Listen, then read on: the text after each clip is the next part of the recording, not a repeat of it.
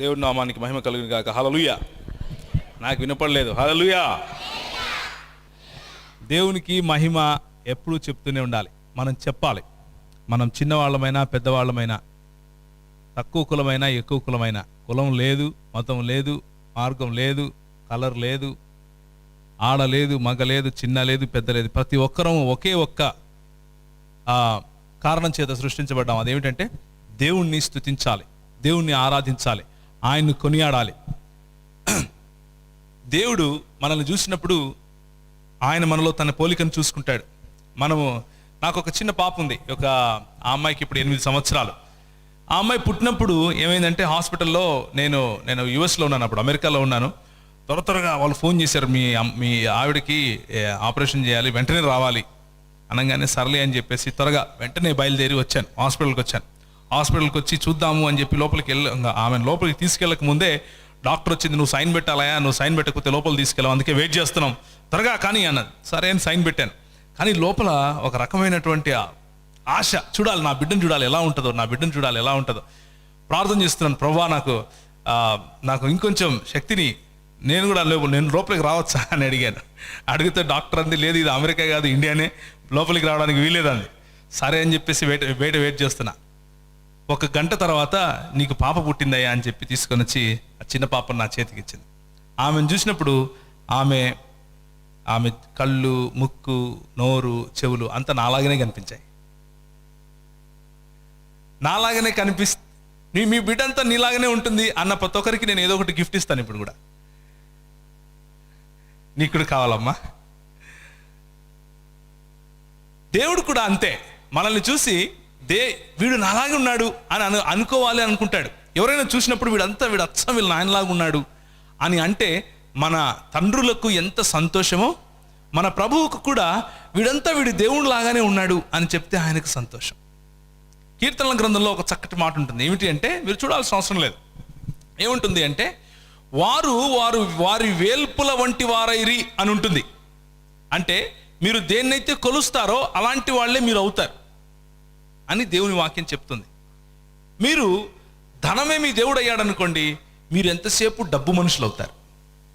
అందం మీ దేవుడా లేకపోతే దేవత అయ్యిందనుకోండి, ఎంతసేపు అద్దం ముందే ఉంటారు. చదువు మీ దేవుడు అయ్యాననుకోండి, ఎప్పుడు పుస్తకాలు పట్టుకునే ఉంటారు. అలా ఎవరెవరు దేన్ని కొలుస్తూ ఉంటే అది వారికి దేవుడు అవుతుంది. బైబిల్ చెప్పే ఒక సత్యం చెప్తాను, జాగ్రత్తగా వినండి. బైబిల్ విగ్రహారాధనను వ్యతిరేకిస్తుంది. విగ్రహారాధన అంటే అర్థం ఏమిటి అంటే, మనం రాతి బొమ్మలను చెక్కుకొని ముక్కకపోవటమా అన్న అర్థం ఉన్నప్పటికీ అసలైన విగ్రహారాధన అంటే గుర్తు చేసుకోండి, జాగ్రత్తగా చెప్తాను. నీకు దేవునికి మధ్య అడ్డుగా నిలిచేది ఏదైనా సరే అది విగ్రహమే. జాగ్రత్తగా వినాలి. నీకు దేవునికి మధ్య అడ్డుగా నిలిచేది ఏదైనా సరే అది విగ్రహమే, నీకు నువ్వు కూడా. అందుకనే యేసుప్రభు వారు ఏమంటారంటే, నేను వెంబడిస్తానయ్యా అని ఒకడు అన్నాడు. అంటే నువ్వు నిజంగానే వెంబడిస్తావా అంటే, 2 రోజులు టైం ఇయ్యి, మా ఇంట్లో ఎవరు చనిపోయారు, పూడ్చిపెట్టేసి మళ్ళా వచ్చేస్తాను అంటాడు. ఇంకొకడు వస్తాడు, నీ ఆస్తంతా అమ్మి నన్ను వెంబడించు అంటాడు. వాడు వెంబడించలేకపోతాడు. ఎందుకు అంటే, మనకు దేవునికి మధ్యలో ఏదైతే అడ్డం ఉందో అదే నిజానికి మన దేవుడు. మనకు మన ప్రభువుకు మన ఇద్దరికి అంటే మనకు మన ప్రభువుకు మధ్యలో ఉన్నటువంటి అడ్డం ఏదైతే ఉందో అదే మన దేవుడు. కొంతమందికి కులం, కొంతమందికి గుణం, కొంతమందికి ఊరు, కొంతమందికి రంగు, కొంతమందికి ఆడ, కొంతమందికి మగ, కొంతమందికి మతం, కొంతమందికి ఇంకేదేదో. ఈరోజు నీకు ఏదో ప్రభు బయలుపరచులాగున మనం ప్రార్థన చేయాలి. ప్రభు బయలుపరచులాగున మనము ఆలోచించాలి. మనకున్నటువంటి ఒక రోగం చెప్తాను. ఏంటి అంటే, మనము మతానికి ఆత్మకు మధ్య అంతరం లేకపోతే వాటి మధ్య ఉన్నటువంటి భేదం కనుక్కోవటం కొంచెం కష్టం.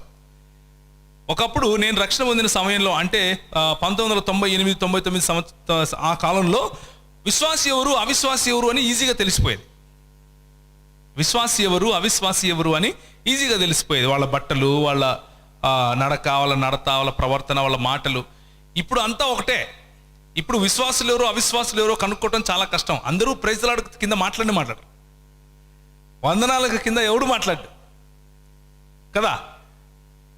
నేను కొత్తగా రక్షింపబడిన సమయంలో నాకేమనిపించేదంటే, విశ్వాసి అంటే బయట కొన్ని గుణ లక్షణాలు ఉంటాయి. ఎలాంటివంటే తెల్ల బట్టలు వేసుకుంటాడు, సంచి తగిలించుకుంటాడు, నెత్తికి ఆందెం పెట్టుకుంటాడు, పైకి దూకోడు, పక్కకు దూకుంటాడు, ఇటు పక్కకు దూకొని కనిపిస్తే చాలు ముఖం ఇట్లా కిందికి పెట్టుకొని వందనాలయ్యా అంటే చూసి అవునా వందనాలయ్యా అంటాడు. ఏమో తెలియనట్లు మళ్ళీ మీ పక్కింటోడే మళ్ళా నీ పక్కనే ఉంటాడు, మీ ఇంట్లోనే మీ పక్కనే ఉంటాడు, కానీ తెలియనట్లు వందనాలు బ్రదర్ అంటాడు.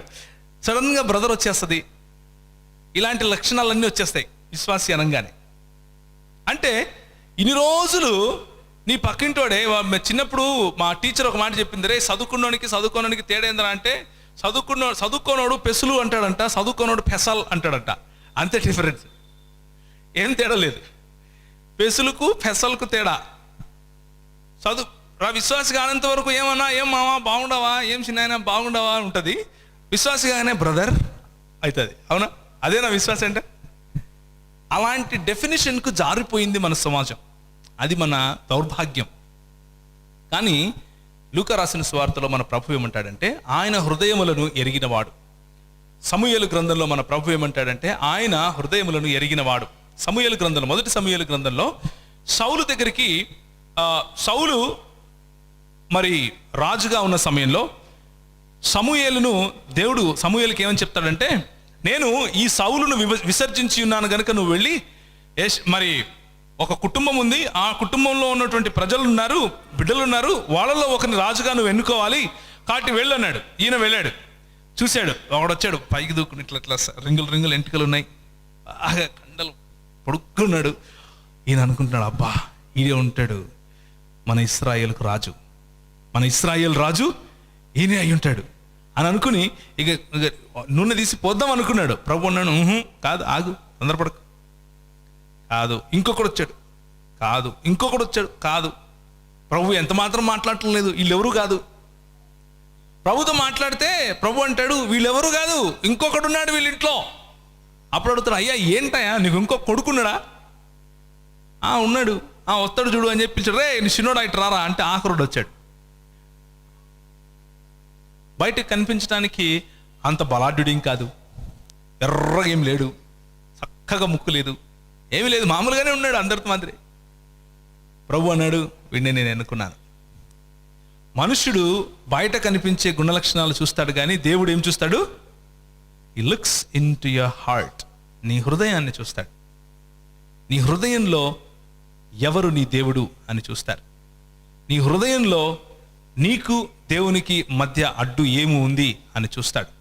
విశ్వాసి ఎవరు, విశ్వాసి ఎవరు కాదు, రక్షింపబడింది ఎవరు, రక్షింపబడింది ఎవరు కాదు అని తీర్పు తీర్చడానికి మనకు అధికారం లేదు. ఎవరికి ఉంది?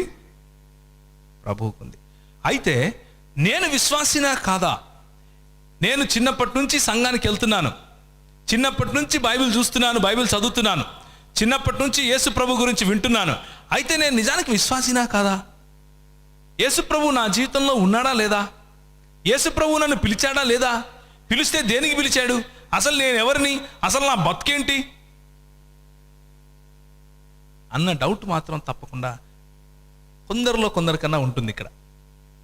ఈరోజు సాయంకాలం ప్రభు మీతో మాట్లాడితే, ఇక్కడ నుంచి మీరు వెళ్ళేటప్పుడు ఎలా వెళ్ళాలి అంటే, దేవుడు నన్ను పిలిచాడు, దేవుడు నన్ను పిలిచి ఆయన నన్ను ఎన్నుకున్నాడు, ఆయన సొత్తుగా నన్ను చేసుకున్నాడు అన్న కాన్ఫిడెన్స్తో మీరు వెళ్ళాలి. ఇక్కడ నుంచి ధైర్యంగా మీరు ఇక్కడ నుంచి వెళ్ళాలి, స్థైర్యంతో వెళ్ళాలి.